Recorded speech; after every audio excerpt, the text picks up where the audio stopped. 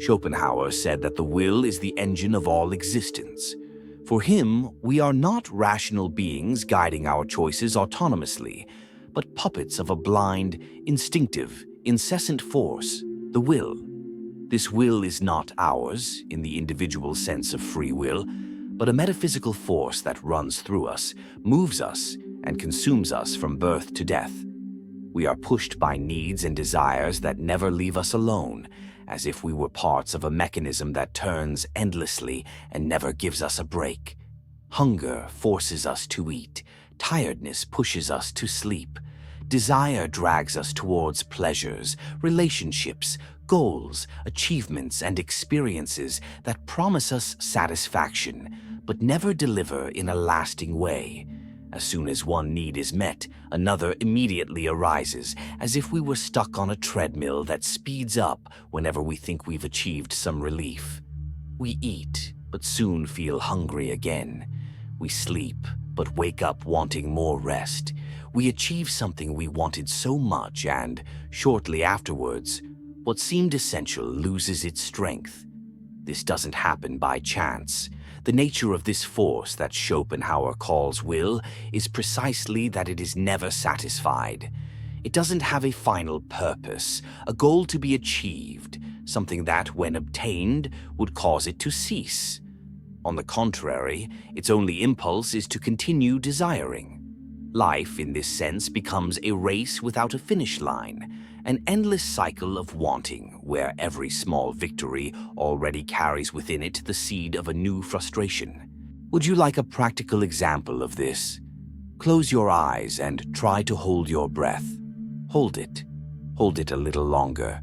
Watch what happens. The discomfort grows. The body begins to contract, each second becoming more unbearable. And there comes a moment when, no matter how hard your mind tries to resist, your body simply takes over. The air rushes in like a rupture, like an instinct that can't be tamed.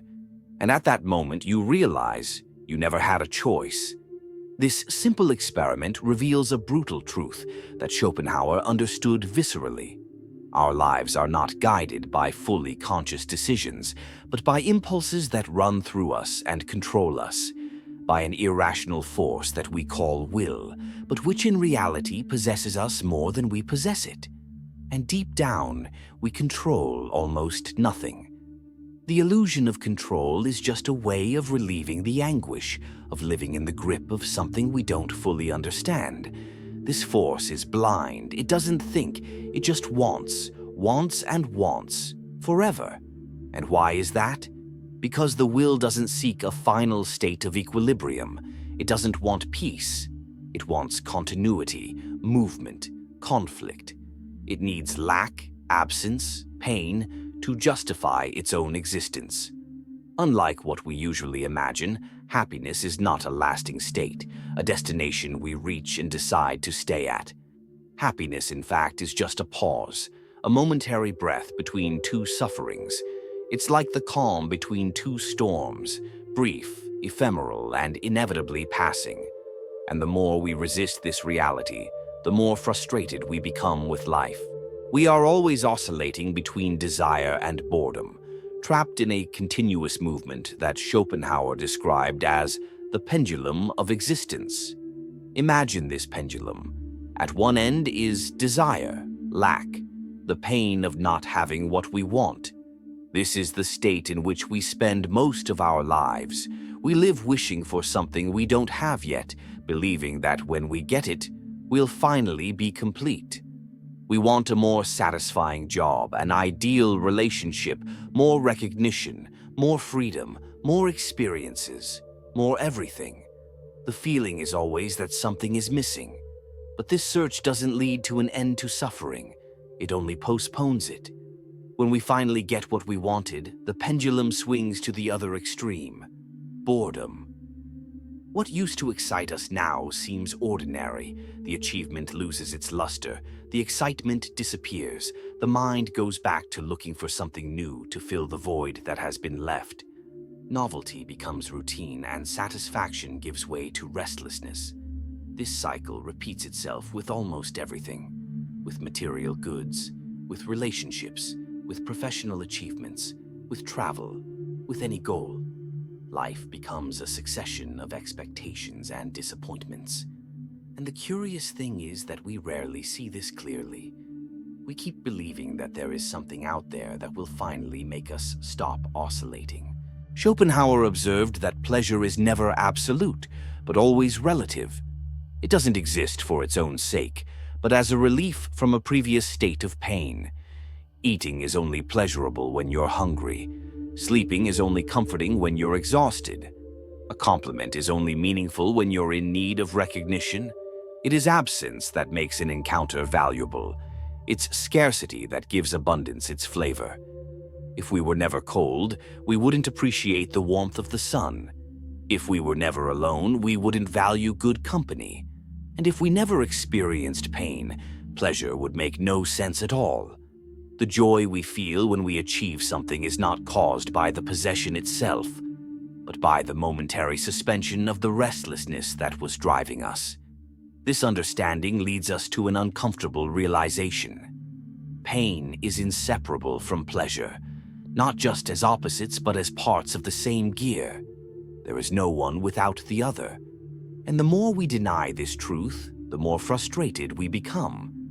The problem lies in how we have been conditioned to believe that happiness is a continuous state that can be achieved and maintained indefinitely. This illusion is reinforced by promises of consumption, motivational speeches, and narratives of success on social media. But the structure of life is different. Pleasure is always transitory, and its value is directly linked to the pain that precedes it. For this very reason, the total absence of pain would also mean the impossibility of experiencing any significant pleasure. This is the central irony of Schopenhauer's thought. We are driven by a will that pushes us towards conquest, but conquest does not free us. On the contrary, it traps us in a new cycle. As soon as we get what we want, the pendulum swings again, and boredom takes the place of anguish. And then a new desire appears, promising relief that, deep down, we already know will be temporary. And the most disturbing thing is that, even knowing this, we continue to desire, because wishing is our nature. Life, seen from this perspective, is a constant effort to relieve internal tensions that never completely cease. And in this repetitive movement, in this perpetual oscillation, we build our existence between one moment of relief and another of need. But at the same time, we are incapable of accepting this condition. We spend our lives trying to eliminate pain, believing that if we make the right choices, plan well, and achieve everything we want, we will finally be happy. Life without love is like a tree without blossoms or fruit. This pendulum swing also manifests itself in the way we project our happiness into the future. A professional can spend years battling for a promotion, believing that when they get there, they will finally have peace and be happy. But when they get the job they want, they realize that new pressures arise, new expectations surround them, and new responsibilities are imposed. The satisfaction is short-lived, and soon the will turns to another desire. The same happens to someone who spends years dreaming of retirement, believing that when they no longer have any obligations, they will finally be able to rest and enjoy life. But when they retire, they realize that the absence of challenges brings an unexpected emptiness, a silent restlessness, a feeling of idle time that didn't exist before. What seemed to be the end of the effort turns out to be a new beginning of dissatisfaction. The paradox is that as long as we are alive, we will be trapped in this mechanism. Desire drives us, and boredom pushes us back into the search. We try to convince ourselves that by finding a purpose, by filling our lives with fulfillment, we can escape this cycle. But any purpose, no matter how grandiose, is just another swing of the pendulum. It may give us an illusion of meaning, but deep down it remains a temporary response to the permanent restlessness of the will. And the more we try to escape this oscillation, the more we become hostages to it. But if the pendulum never stops, does that mean that happiness is impossible? Not exactly. But for Schopenhauer, the question lies in how we view happiness. He believed that happiness does not come from possessing something, nor from external achievements, but from the temporary relief of pain. What we call happiness is nothing more than a brief interval of peace between two frustrations. And this realization completely changes the way we look at life. Most people live believing that happiness is a destination, a permanent state that can be achieved if we make the right choices. This illusion makes us chase after something that never materializes in a lasting way. We want to find the perfect person, the ideal job, absolute recognition, as if there is a moment when everything will finally fall into place and we will feel complete. But this belief is precisely what keeps us trapped in the cycle of desire. Because when we finally achieve what seemed to be the answer to our restlessness, we discover that satisfaction is fleeting and that another need will soon arise. Faced with this dilemma, Schopenhauer proposed an alternative path. Instead of seeking happiness in desires and conquests, we should try to deny our own will. But how can we deny what drives us to live? The answer lies not in repression or denial of experience, but in learning to see beyond the cycle of desires that consumes us. For Schopenhauer, art was one of the few momentary refugees from this constant oscillation. When we lose ourselves in the contemplation of a masterpiece, be it a painting, a symphony, or a great novel, we manage, even for a few moments, to escape the tyranny of the will. At that moment, we are not wishing, planning, or running after something. We just observe, feel, and exist. Art allows us to suspend the incessant search for meaning and simply experience beauty without having to possess it or turn it into something useful.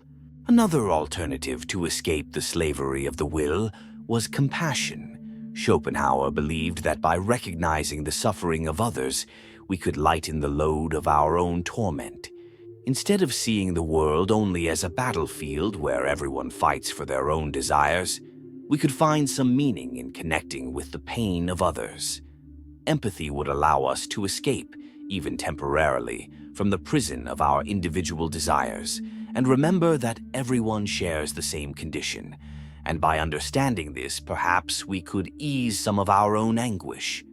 But in practice, how many of us are really willing to give up our desires? Who can live without seeking pleasure, without clinging to dreams, without trying to escape boredom? The reality is that most people remain stuck in the pendulum swing, oscillating between desire and dissatisfaction, without realizing that the solution may not lie in achieving what we want, but in changing the way we react to this eternal quest. Schopenhauer didn't offer an easy path, nor a manual on how to escape suffering, but his reflections force us to face life without illusions. Because, in the end, accepting the cyclical nature of desire can be the first step towards finding a different way of dealing with it. The truth is that most of us will continue to oscillate, trapped in the same mechanism that always keeps us dissatisfied. Even when we understand this cycle, it doesn't mean we can escape it. Knowing that the pendulum never stops doesn't stop us from continuing to wish, search, and hope for moments of happiness which, by their very nature, will be ephemeral. The best alternative, then, is not to fight this game, but to learn to see it more clearly. If we understand that happiness is just an interval between two frustrations, we can stop chasing it as a permanent state and instead learn to value the small moments of relief. If we understand that we will never be completely satisfied, we can stop being frustrated by this reality and instead of fighting the pendulum, learn to swing with it. This doesn't mean giving up the pursuit of things that bring us pleasure or purpose, but rather changing the way we relate to this pursuit. Instead of believing that the next achievement will be the definitive one, we can accept that the search itself is part of the human condition. We can stop deluding ourselves with the idea that one day the cycle will end and start paying more attention to experiences as they happen without expecting them to last forever. Pain and longing are part of existence, but the real problem has never been missing something. The problem has always been believing that one day we won't feel it anymore. Suffering arises from this expectation. When we accept that the pendulum never stops, that restlessness never completely dissolves, we can stop anguishing over this reality and start living a little more lightly. In the end, the great irony of life is that we spend all our time trying to escape from what defines us. We want peace, but we are restless by nature. We seek meaning, but we are trapped in an existence that gives us no guarantees. The pendulum never stops. And perhaps the only thing we can really do is watch it with a cynical smile, knowing that no matter how hard we try to fool ourselves, the truth will remain implacable. You will never be completely satisfied, and you'll never be in control. But that doesn't mean you can't find beauty in this journey. If this reflection made you see something in a different way, if at some point you felt that this content brought value, consider supporting this work.